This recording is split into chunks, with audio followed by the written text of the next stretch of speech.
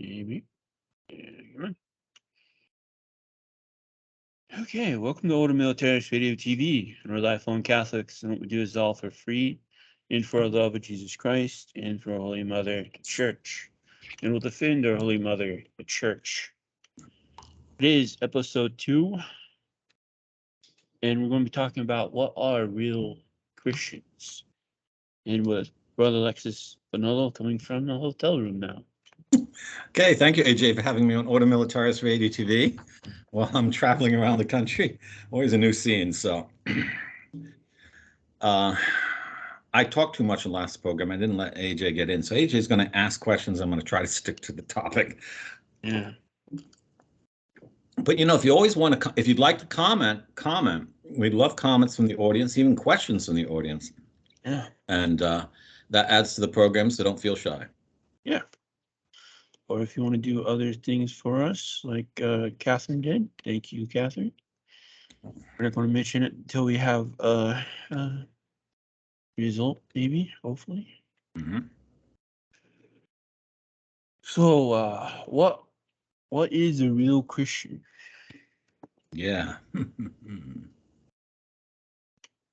I think it's obvious if you're at least my age, you can see it. Maybe you can see it even AJ can see it. He's young.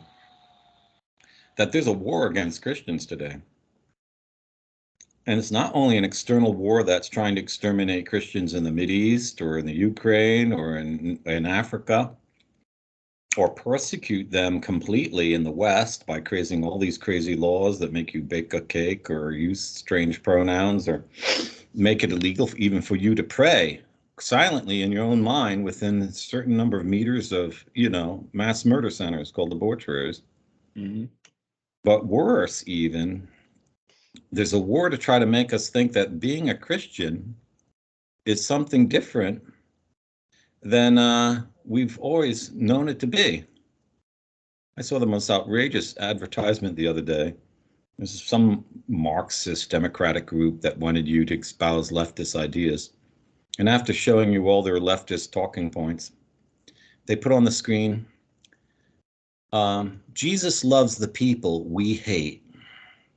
I say, oh, the people you hate? Why don't you repent of hating them, you know? But he's saying, who would write that phrase? A non-Christian would write that phrase. You know, it's like, yeah, Jesus loves Christians and we hate Christians. I don't know what it was. It was really bizarre twisting of the gospel. You never saw that years before. Never, ever, ever. So, who do you think is a true Christian, AJ? What does it mean to be a Christian? Right off the bat, we go to our first Christians in Antioch. And it's called following Jesus Christ. And do we have to believe everything Jesus taught? Yep. Can we just think he's a great philosopher, someone to admire? Oh, no. Does that cut the cake? Nope. What if we love everything about Christianity, its history, its liturgies, the art, but, you know, Jesus' teaching, well.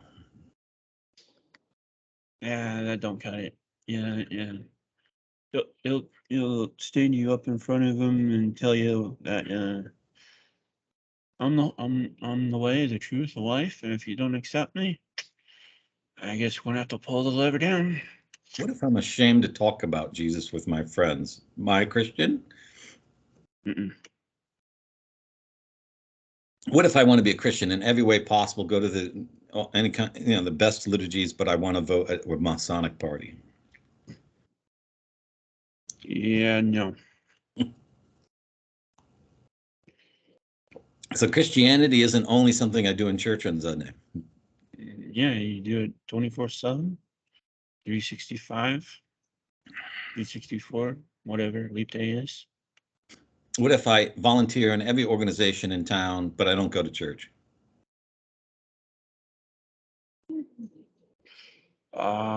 Still gotta do the Easter, Christmas, and stuff to make it legal, but daily mass be good if you can. But what if I consider myself a devout Christian in every possible way, but I'm a fan of Hillary Clinton? Yo.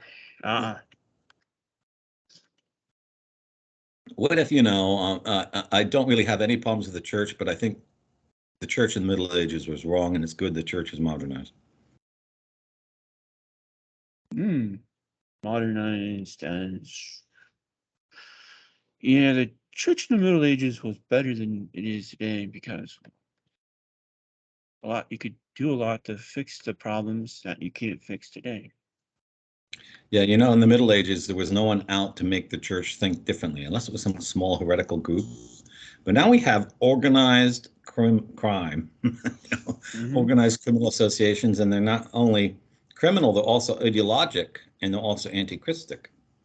And this is why it's a big battle. This is why Disney is showing, transvestite characters in cartoons to children, and in certain schools they insist your children to go to drag schools.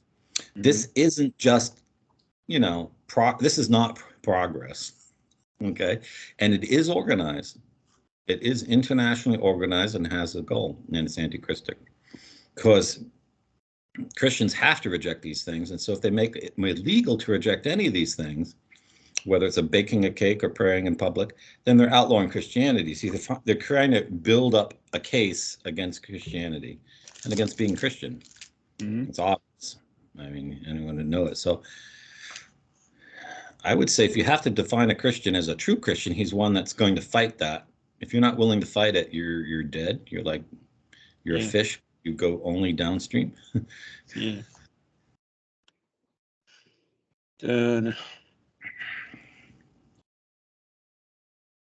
We have those who are willing to fight for being Christians, fight for the faith. And we know that there is someone more that we're supposed to imitate and follow, our Lord and Our Lady and the saints, but then there are others who just focus on the lace, the smells, the bells, the language. Yeah, so there's two big errors after the Reformation. One's called pietism, and the other is called quietism. Pietism was invented by the Protestants, but now it's pretty much most of the tradies. And what is pietism? You prove that pietists prove themselves to be Christians by the liturgies and public celebrations they partake of. Do they believe everything Jesus taught? No. Do they observe all the morality? No. Most of them actually in favor of divorce. And Catholics are in favor of annulment, pretty much in the same camp.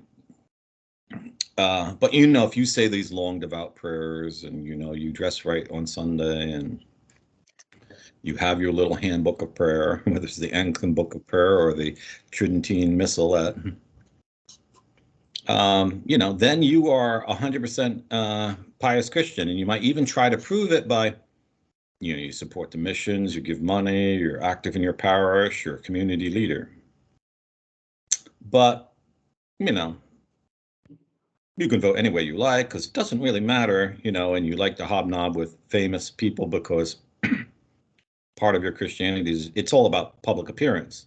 It's about being a public Christian. You might even be very active in your community, but it's only to win the praise of men of this world. And then you have quietism, which is, you strive to be pure and holy because you're holier than everyone else, and they're just the damn masses. And that person's damned because he doesn't know Latin, or that person's damned because he doesn't say as many roses as I do. And I believe everything in the Tridentine Catechism, and that priest over there, he doesn't. He's definitely going to be damned. And I don't even give a care to save them because they're obviously not of the elect like I am. I prove myself to be one of the elect. Jansenism is a form of Calvinism, so it's inspired by Calvin.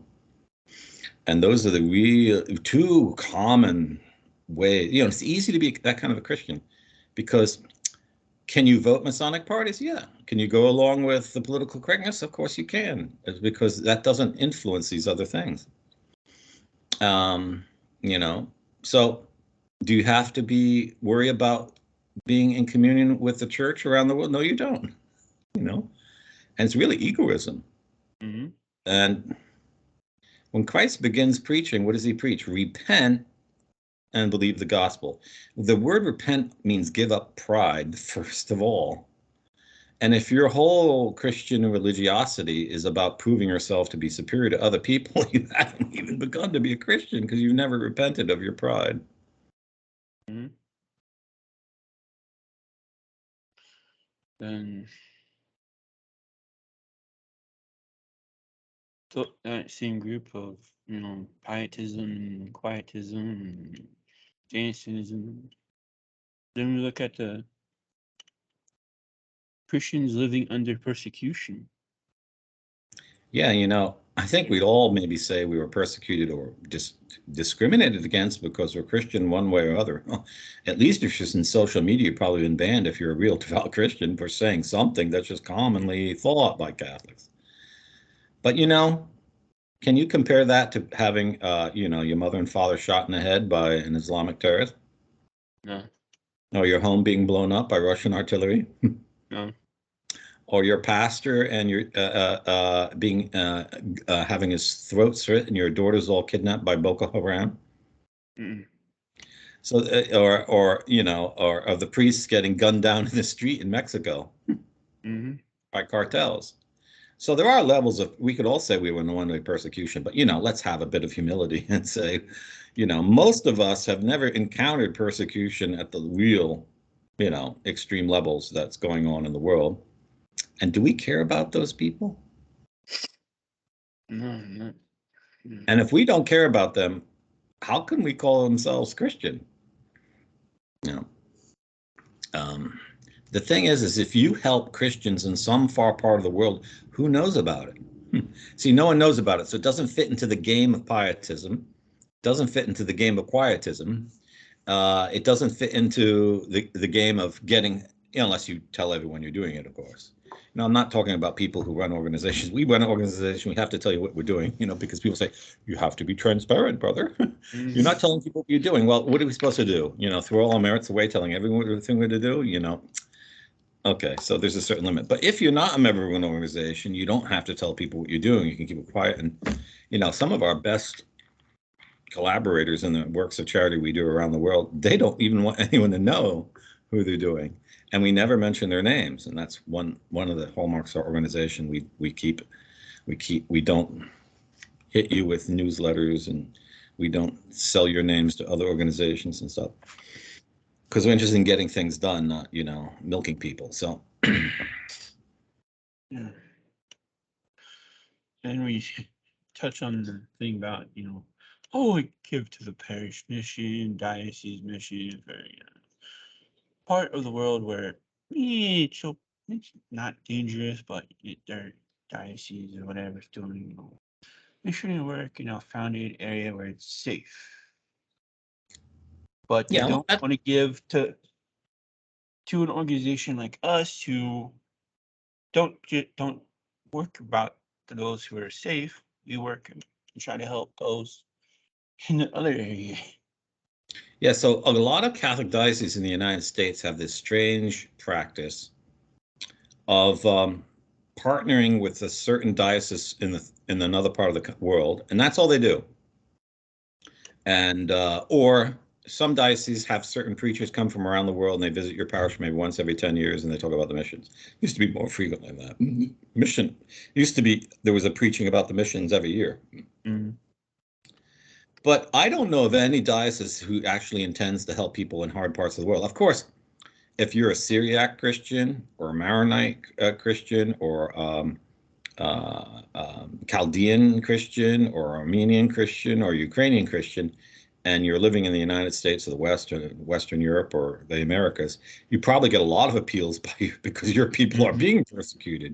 Maybe even if there's such a thing as a parish for Nigerian Christians in the United States, and I think this, I've seen a few, they're probably doing stuff too, but if I have a rash in my face, but someone just put a knife through my foot, I have to prioritize what the problem is. And where the Christians are actually being slaughtered or under threat of genocide, like who's talking about the Armenians in Artsakh? You have 160,000 are being starved and frozen to death, and no one is doing anything about that. Yeah. And why aren't the bishops and dioceses doing something about that? So it's great that dioceses do stuff. But where's the organization that runs right to the big problems of the day and focuses on that?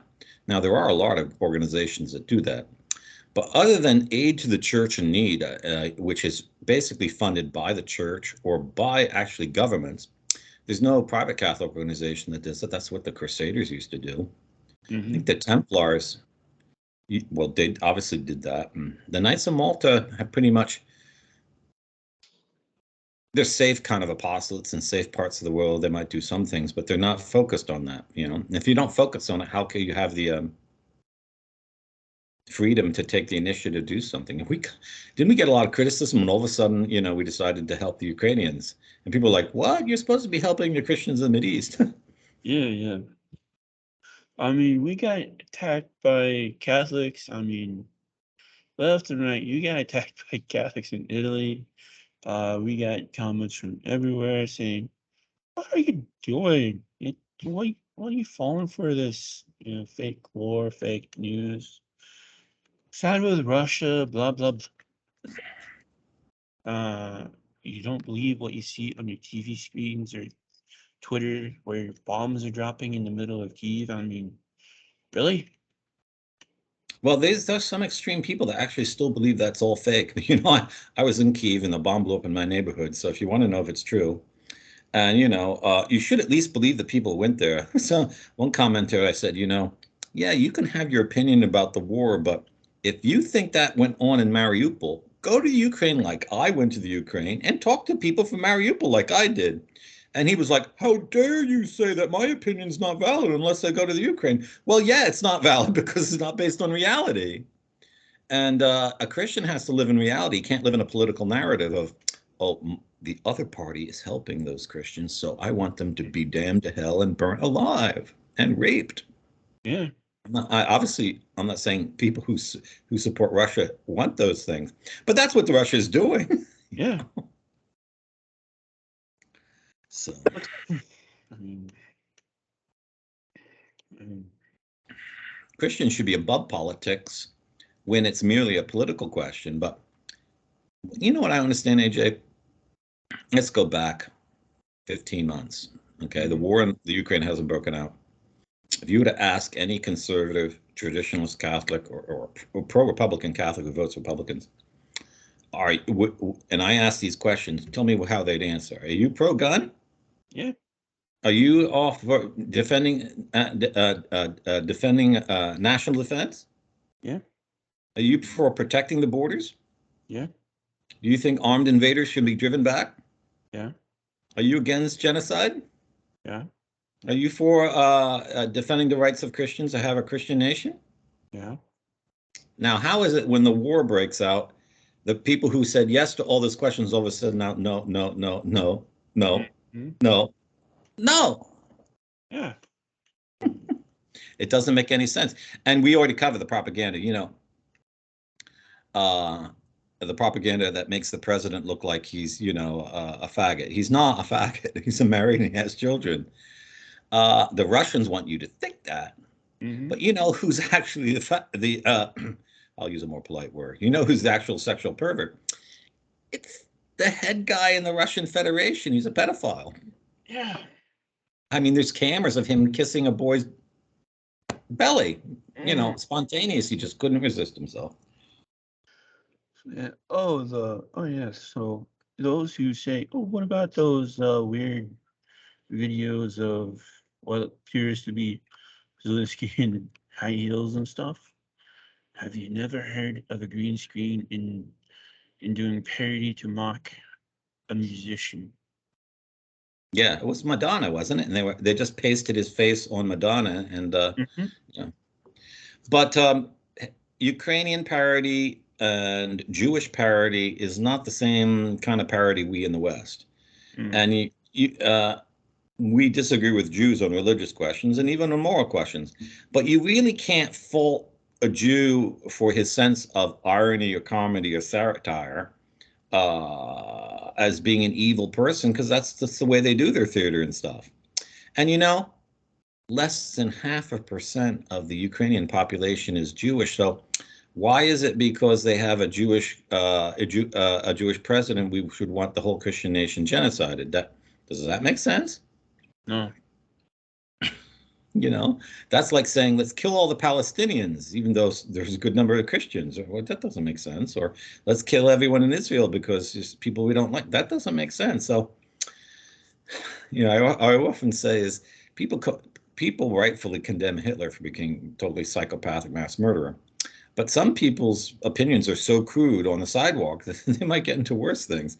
So, if we want to be true Christians and not pretend that we're some kind of football fan, you know, we have to cheer for our team only.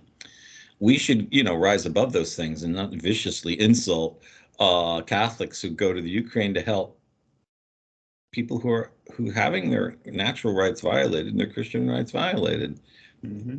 You know, hey, you might admire Putin. You could admire Putin for many things, but as a Christian, that doesn't give you a right to condone him committing sins when he blows up apartment buildings to get rid of political rivals or poisons them or starts wars or wants the genocide of an entire nation, you know, because I mean, we even allows that to be said in his television, you know?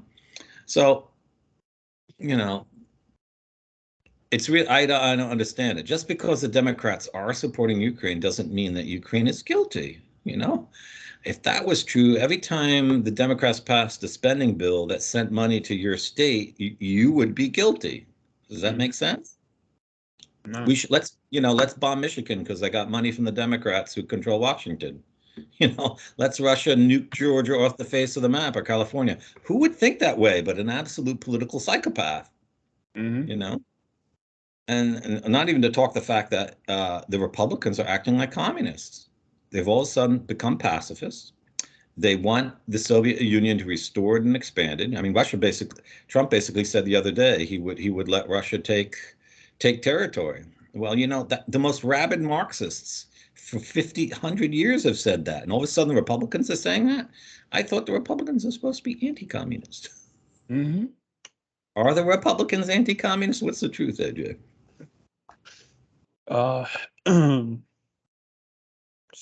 It's hard.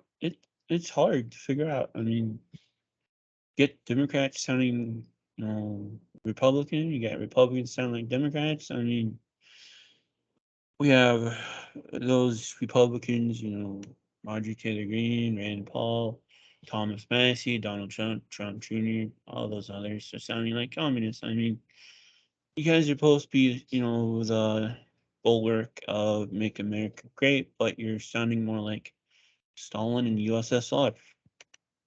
And, you know, a lot of Republicans are totally behind all the wars that George Bush started, but what did that achieve but the depopulation of Christians from the Mideast? And Mm-hmm. now it's turned out that they were all fake reasons, you know.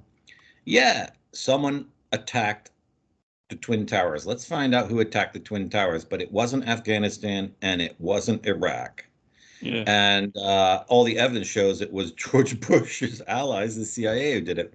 But why is no one wanting an investigation of the CIA for killing 3,000 people in New York City? Yeah, yeah. They're like the Untouchables in the Kevin Costner movie. Like you can't touch us. You can't touch it because we run everything here.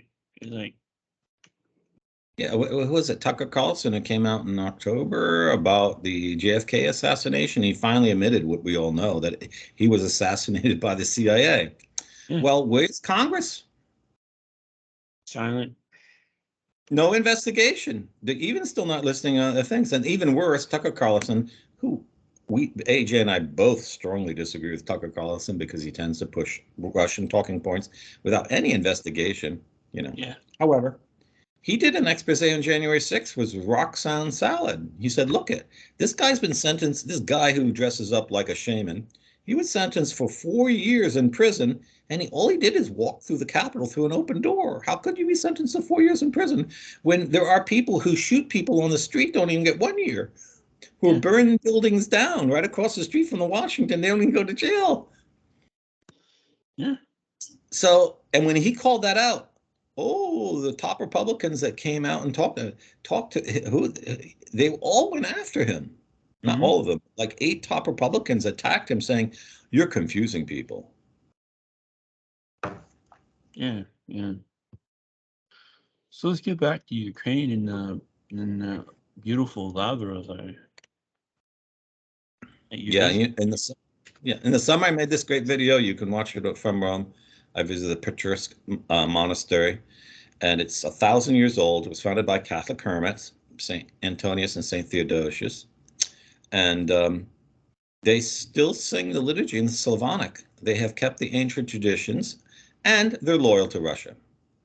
But now, because of many of the clergy in the Ukraine are loyal to Russia, and because of that monastery is harboring Russian spies, saboteurs, spotters for bombings, the Ukrainian government has moved strongly against them and wants to shut them down. Especially at the Petrarch Lavra, they want the monks to leave. Now, I understand the security needs of the Ukraine, but you can't suppress a monastery that has been celebrating the Slavonic for 1,000 years. That is a monument of Christian culture. All you need to do is demand they take an oath of obedience to the Metropolitan and Patriarch of Kiev. Mm-hmm. That's all they have to do. And then put some, government security officials on the monastery grounds and make sure that no Russian spies enter and that everyone's credentials are checked and no one's hiding guns. Yeah. But don't destroy the liturgy. Don't destroy their monastic life that's been around for 1,000 years. And they don't have to hate Russians, to be Ukrainian. And they don't have to stop writing in Russian and singing in Slavonic. So, that's a bit extreme. And I'm not saying this because I agree with the Patriarch of Moscow and anything. I don't think they have a right to the Patriarchy, but it is a Christian monument. And they were very friendly, and they're very devout monks. Okay, they're not Catholic, but they're very devout monks, and that monastery should not be dissolved, and they should not be forced to chant the Divine Liturgy in Ukrainian. As much as Ukrainians have the right to chant their liturgy in Ukrainian up at St. Michael's Monastery over at St. Vladimir's Cathedral, that's fine in town. But Slavonic is a treasure of the church. It should not, that language should not die. And I don't think anyone would be listening to us, but if anyone in the Ukrainian government is listening to us, you're putting the dividing line in the wrong spot. You're going a bit too much of excess. I'm sure there's lots of monks in there who will take a vow of obedience to the Metropolitan or the Patriarch of Kiev and make that as a condition of staying, and a lot of them will do it. It might be hard for them at the beginning because they may not like those people. And they may not like the politics of Ukraine. They may not even want an independent Ukraine. But if they're willing to take a vow of obedience to the Ukrainian Orthodox Church leadership, tolerate them, stop spying and do more praying, Mm-hmm. Pray for peace if you want to pray for peace, so, but don't end the liturgy, not the beautiful liturgy and all the beautiful monasteries, because, that's where it all began. It didn't begin in Moscow. It began in Kiev. Don't cancel something that's really Ukrainian. It's not Russian. They might be loyal to Russia in their hearts and minds, but the Slavonic liturgy doesn't begin in Moscow. It began with that monastery there. Of course, it began in other places too, but,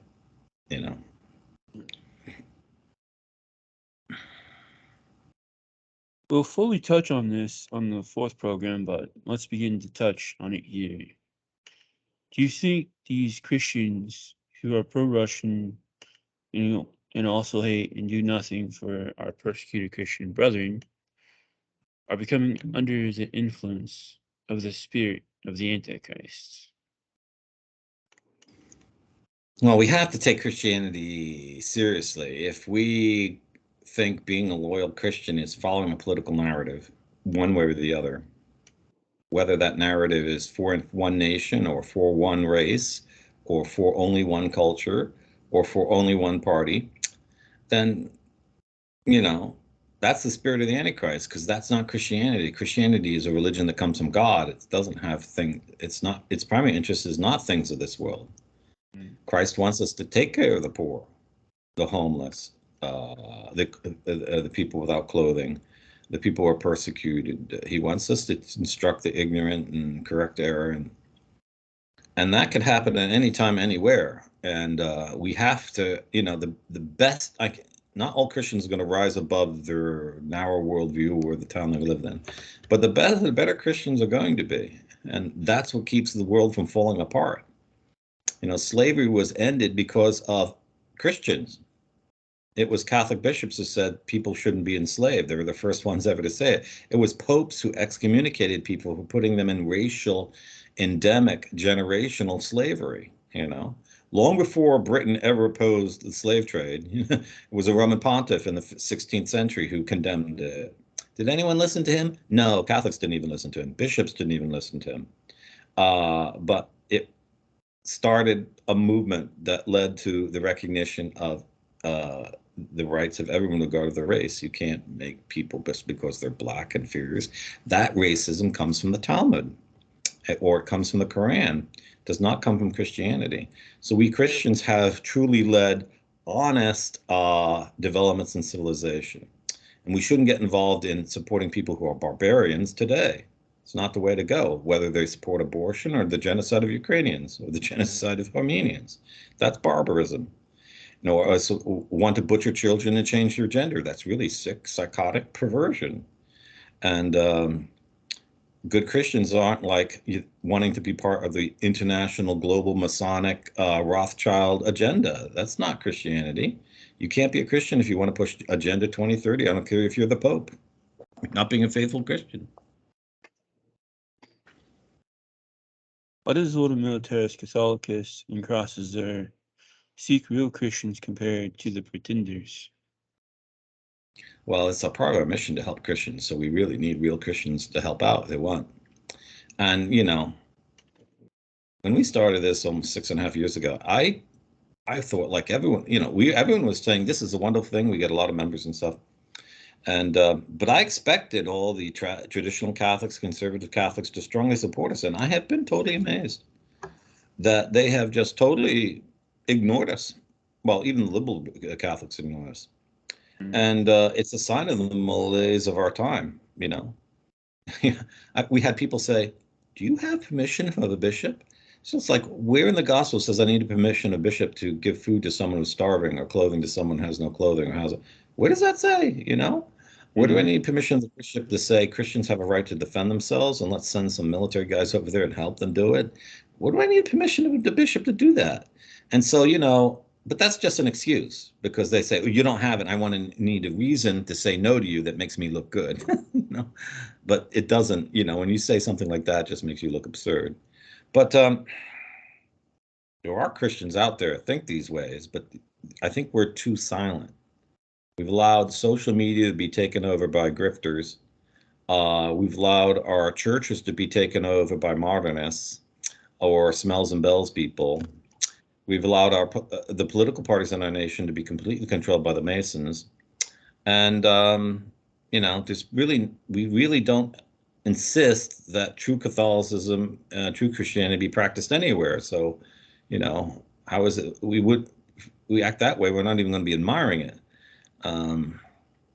If there's one thing that distinguishes Ordo Militaris Catholicus from all the other Catholic groups in the world is we really admire the great Catholics of old. We don't just, well, we admire them. I mean, the tradies won't ever talk about the Crusaders they won. They always talk about the Cristeros who lost, or the Catholics who rebelled in the French Revolution who lost. Mm-hmm. Some group, always some group that lost, Yeah. Maybe some Catholics who were killed by the Nazis because they were wiped out, or St. Maximilian Muss, but never the ones who won. I mean, it's just not psychologically sound. It's not spiritually sound to do that. You should admire the Crusaders. John Paul II never really apologized for Crusades, but that's what Reuters claimed he did. But people found that pretty much, they're fine and dandy with that, because they can go poo-poo the Crusades now with all their friends at the cocktail party or atheists or, anti-Catholics, but that's not Catholicism. And I don't know what it is. I was hoping that when I went to Spain last summer, I'd find all the Carlists in favor of what we're doing, and I was really sad. And it was shameful that I found the Carlists didn't care about Catholics being persecuted in any other part of the world. They just wanted to put red hats on their heads and do pretty much nothing. They don't even want to save Spain anymore, let alone Catholics in other parts of the world. So we're in a bad state away in the Catholic Church if we don't want to even solve the problems. Mm-hmm. We just want to wave our flags, you know. Well, let's mention all the works going on.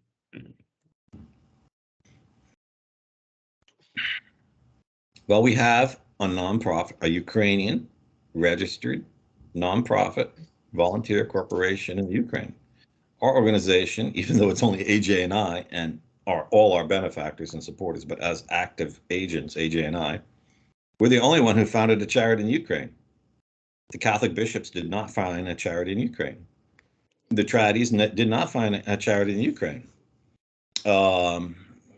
Red Cross didn't even get there, wasn't doing squat in the Ukraine as to the beginning of September.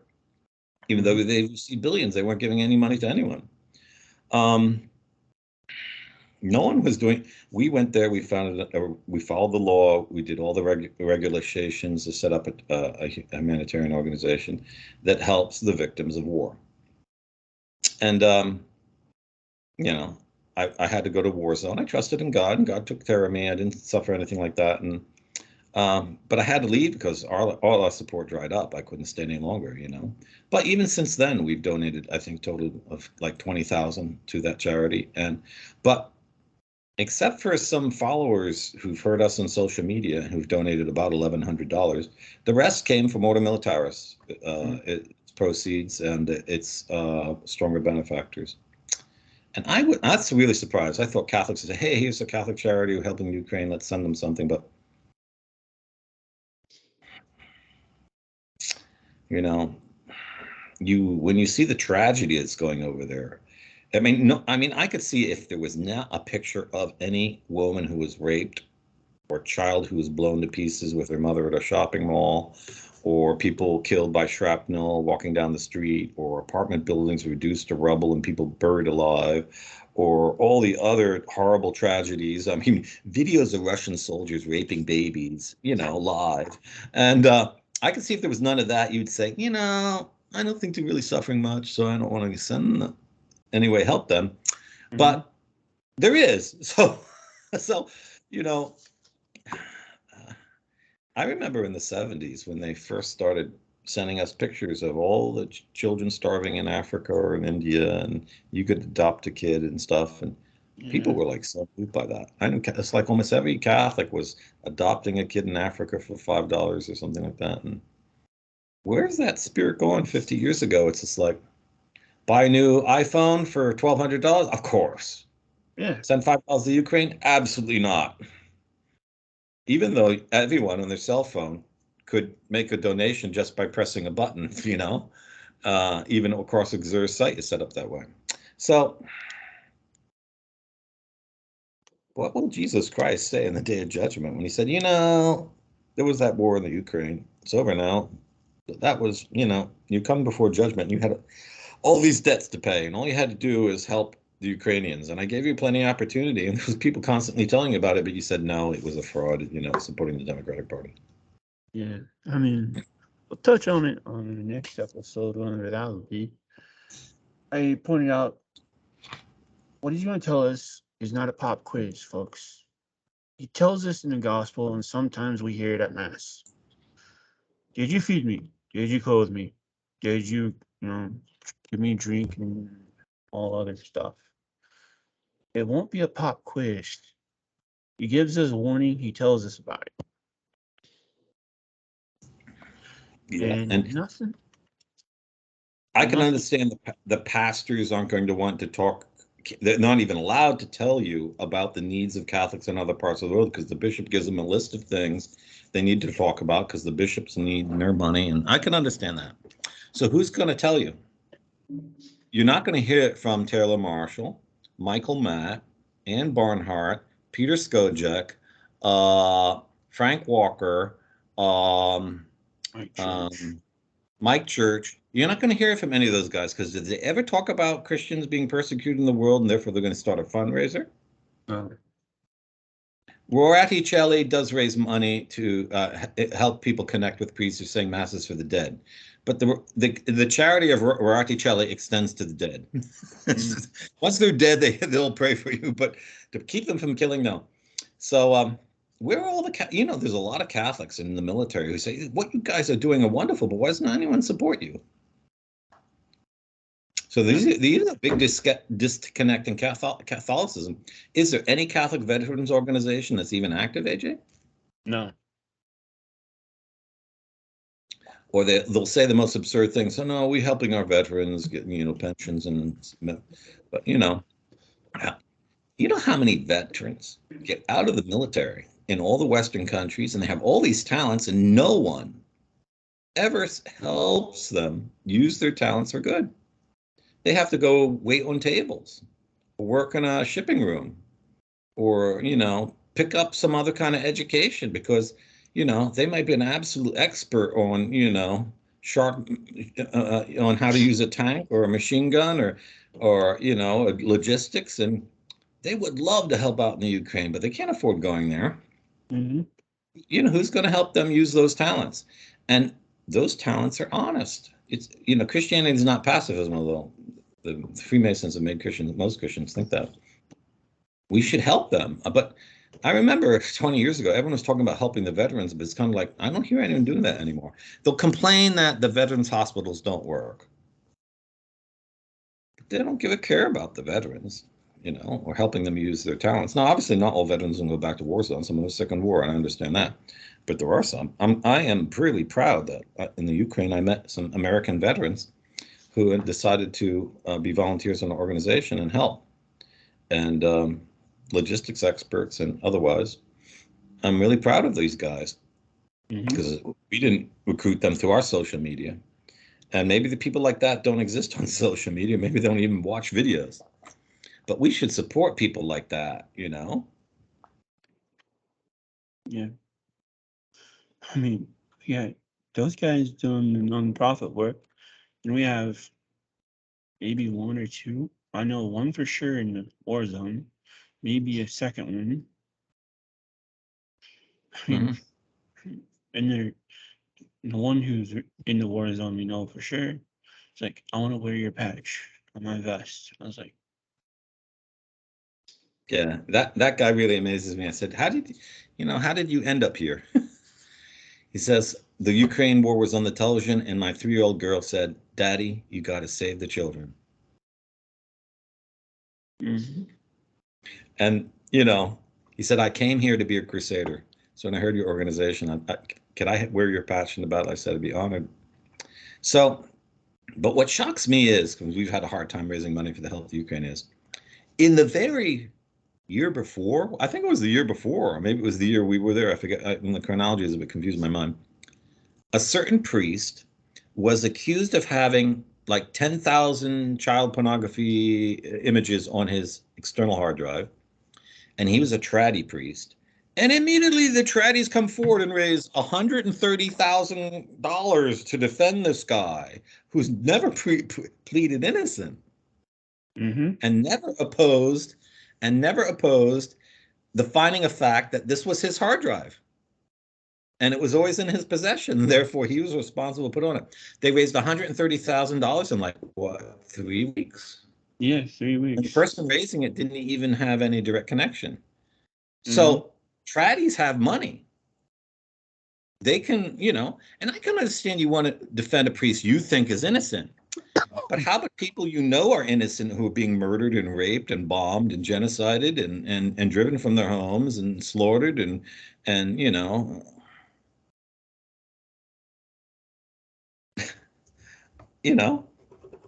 I would feel really bad if I was walking to my parish because their roof's leaking and the pastor's going to raise money and he wanted me to donate something and I was able to donate, $10,000. And then someone came up to me and said, will you help this poor person that's starving in Africa? I mean, he's handicapped. Would you give him $10? And you say, no. Well, you're giving the parish $10,000. Don't you have $10? I don't have $10 for you, but I have $10,000 for my parish. Does that make sense as Christianity? That's not. So.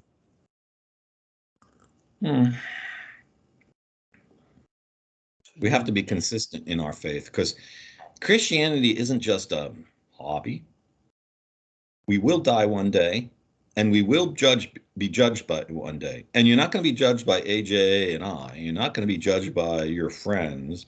You're not even going to be judged by the saints. You're going to be judged by Jesus Christ, who knows everything you could have done and everything you could have done it with, and all the opportunity you had to help, and all the times you heard an appeal for people in need. And then he's going to ask you the accounting of your life.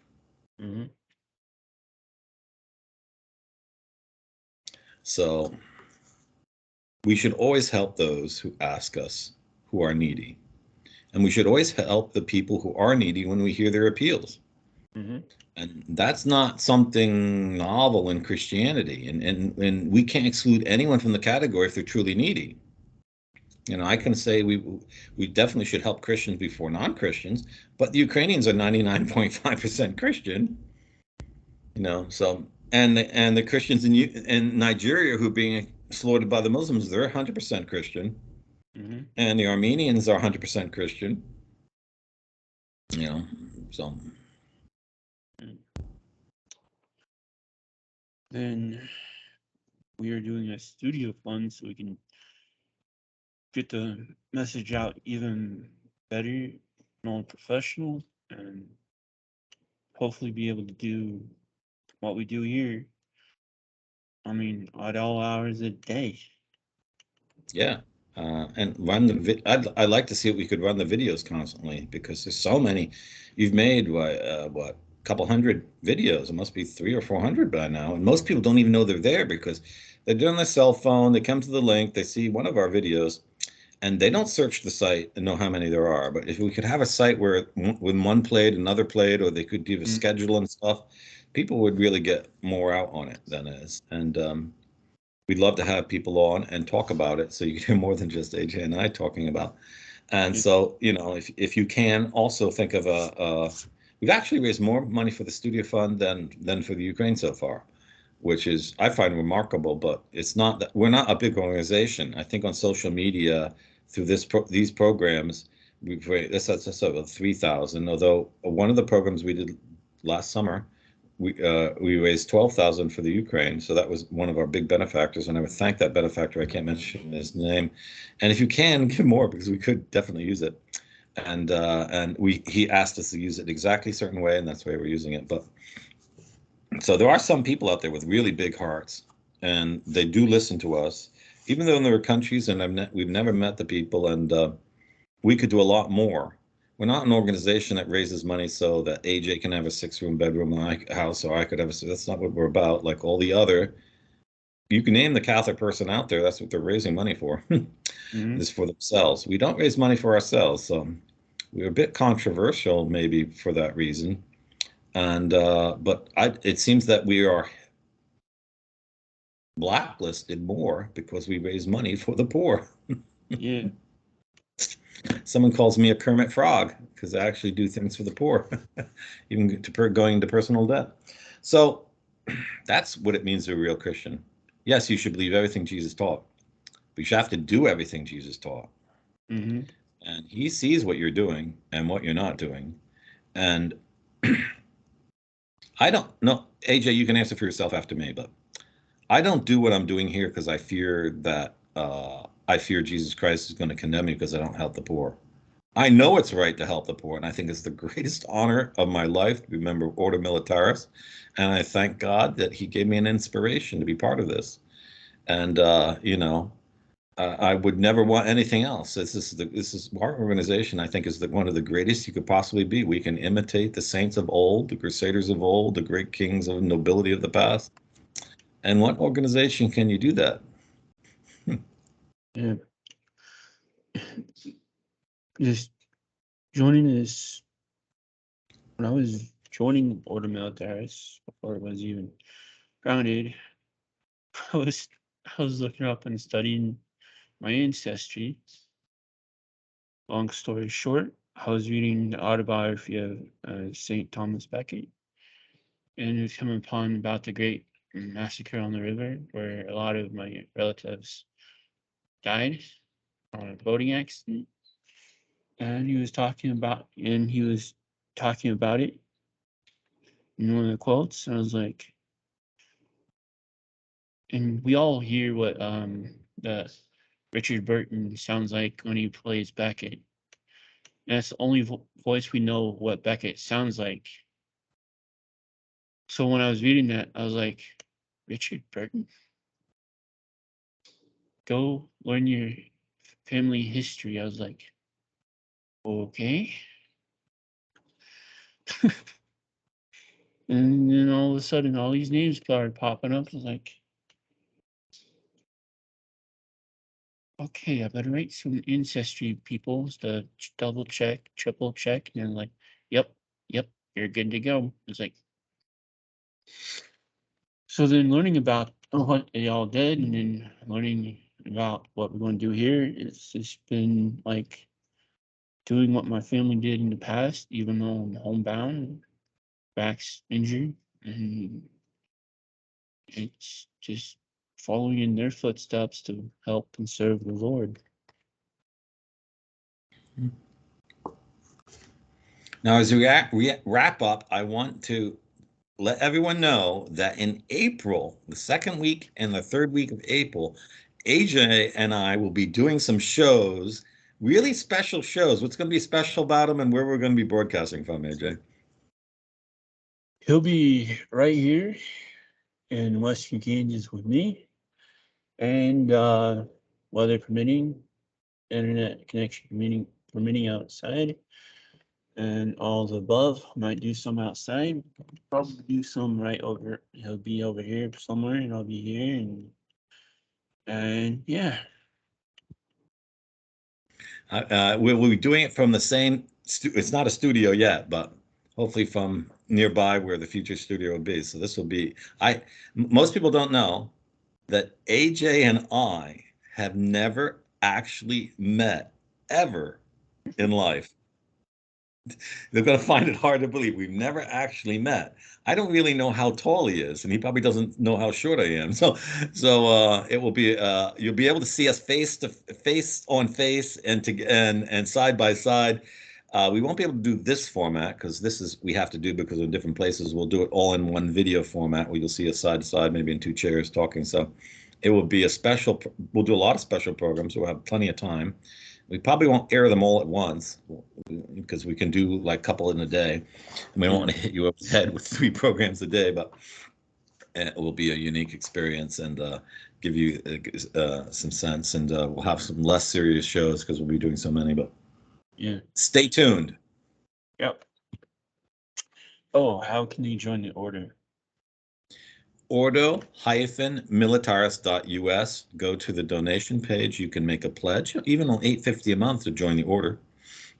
Or you can go to our investment page and invest so that we can do projects in the United States or overseas. You can look at our franchise page if you're a businessman and make some kind of pledge to our organization and we promote one another. Or you can volunteer. I'll be in the Ukraine at the end of May.